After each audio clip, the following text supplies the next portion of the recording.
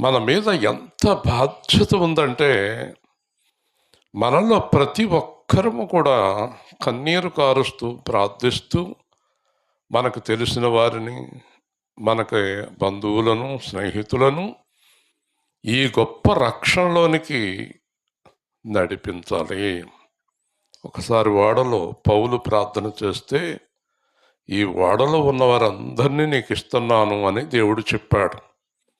కాబట్టి వేల్పూరు గ్రామము, రాలింగి గ్రామము, ఆ చుట్టుపక్కల గ్రామాలన్నీ కూడా దేవుడు మనకు అప్పచెప్పాడు. మనము అనేక మందిని రక్షణలోనికి నడిపించాలి, సువార్త ప్రకటించాలి, సువార్తలాగా జీవించాలి, తప్పుడు పనులు చేయకూడదు, దేవుడికి వ్యతిరేకమైన పనులు మనం చేయకూడదు. మనకు చేస్తే గనక